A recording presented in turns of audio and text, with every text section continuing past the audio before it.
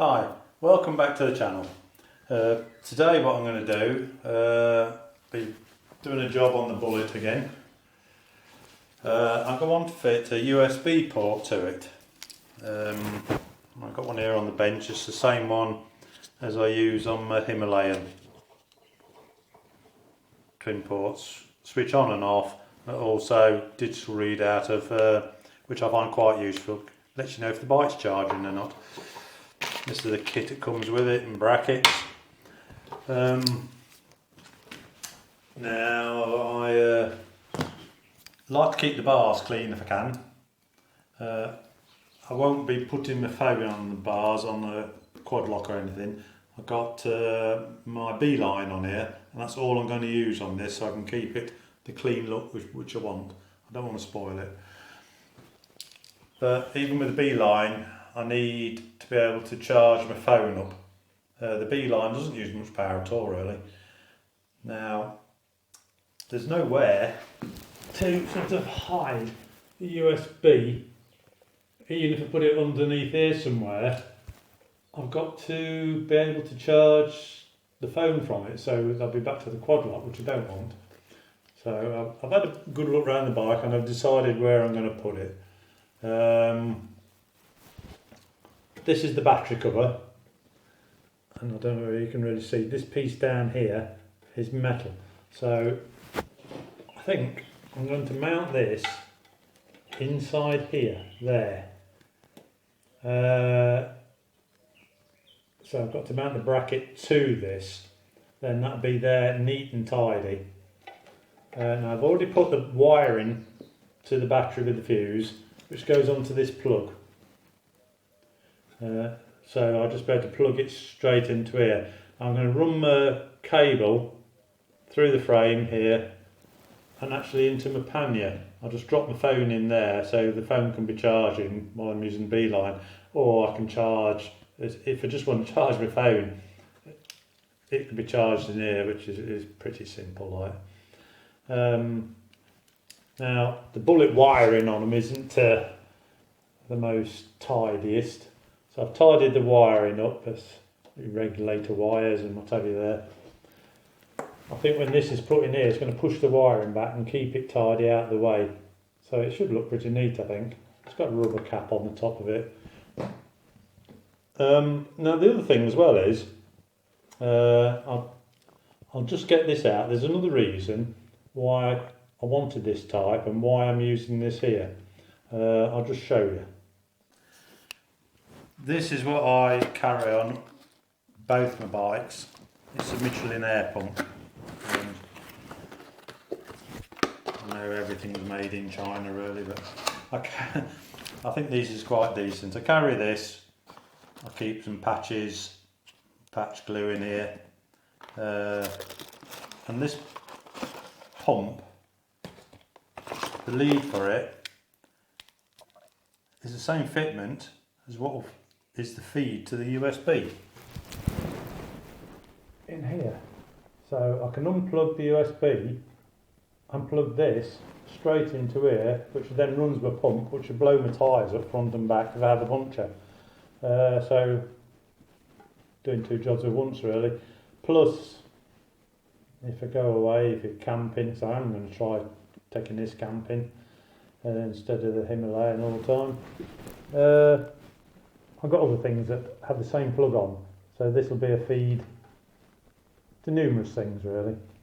Right, I'm going to, I'll get the seat off, and I'll protect this battery cover off, then it comes off with the key, and I'm going to drill the side of this and mount the USB port, and then plug it in, and we'll see if it works okay. Got the battery cover on the bench. Now, what I'm going to do, I want to set that back there so the bracket's right at the back, so that keeps this piece here more or less flush with there, and it should sit in the back nice and neat. As you can see on the bracket, there's two holes. I'm just going to drill the holes, screw them in, screw the bracket to the back of the USB port, and then we can plug it in. what I've done as well, the cable on this was a good metre long, if not longer. I've measured where I want it, I've cut it, soldered it back together, heat shrunk it down, nice neat job. So the wire is just long enough for what I need, no longer. I like to keep the job nice and neat, don't we? Right, I'll just get that drilled and this mounted on, put this back on the bike and plug it in, and we'll see how it works. Drill the 2 holes in the battery cover, mounted the USB port. It looks quite small there, I think. Now I'm just going to put this back on the bike, plug the plug in, because I've already connected to the battery. We'll check if everything operates okay. We'll also plug in the air pump. Just make sure the air pump will run off that lead, it should do. It's going to keep the bike nice and neat and something useful on it. Okay, it's all fitted back on. It's drilled and screwed to the battery cover. USB port's down here, so it's nice and neat out of the way. I've just got to come up with some idea of how Royal Enfield sort of have their wiring. It's just untidy, but that's another little job for me and get my head around it. So I'll get that sorted out. This, I don't think you can see it on the camera. Just in there, I can see it. That's lit up red. The voltage, as it stands at the minute, is 12.7. When I start it, it shows the charging rate, about 14 volts. So it's quite useful, this. Easy to check your charging system, putting a meter on the battery.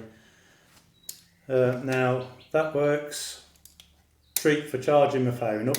Now what I shall do with the phone, I've got the lead that actually runs into this here. I've just chuck my phone in there, leave it charging. The wire comes through here, just plugs into it, no trouble. If I didn't want it on the handlebars because I wanted to keep the bars clean, if for some reason I wanted to put sat nav up there, or I had to put my phone up there for Google Maps, because I've got my beeline up here, which I do like, and it keeps the bars and everything up here just how I like it, nice and clean. And the beeline, you just that's it. Dead simple. I'm going to do a review on this because I think it's an excellent bit of kit. So I could just run a lead in from here, up the frame, under the tank, to up to the bars if I had to run a phone on here for some reason, or a sat nav. Now the other thing was, that's my plug. Let me just unplug this. Unplug it. This down here is my Michelin air pump. That's the lead. Let's plug that into here.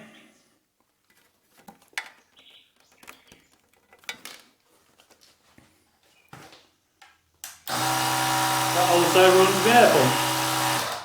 Now, Michelin air pump, what I do like about this is when I've been camping before, when I was on the Himalayan, I run this from the bike in through the tent, because there's a USB port in here.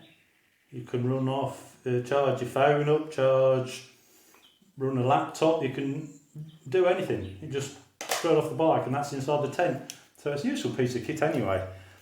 So you just unplug that again. Pretty useless today. Plug that back in.